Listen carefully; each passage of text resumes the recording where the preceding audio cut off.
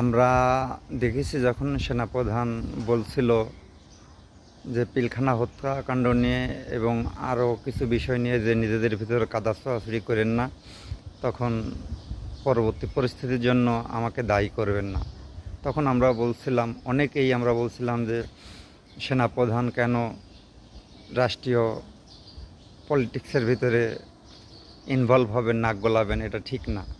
কিন্তু এখন আবার যখন বলল যে ডিসেম্বরে নির্বাচন, তারপরে রাষ্ট্রীয় গুরুত্বপূর্ণ বিষয়গুলো নির্বাচিত সরকারই নির্ধারণ করবে, কোনটার সাথে কী হবে, এই বন্দর সেই বন্দর এগুলো, তখন আবার কয়েকটা পক্ষ সেনাপ্রধানের পক্ষ হয়ে গেল।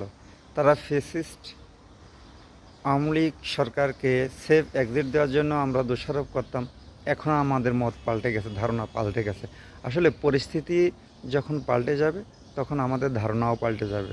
আসুন আমরা সকলে সম্মিলিতভাবে যেই রক্তলাল স্বাধীনতাটা পেয়েছি, আমরা সুন্দরভাবে এই প্রধান উপদেষ্টার অধীনে একটা সুষ্ঠু নির্বাচনের মাধ্যমে দেশটা উন্নয়নের দিকে নিয়ে যায়। এসব ক্ষমতার ভাগবিলাস, ভাগ বন্টন এগুলা বন্ধ করি, দেশটা সুন্দর হোক, সার্থক হোক, এটাই আমাদের সকলের কামনা হওয়া উচিত, ক্ষমতা নয়।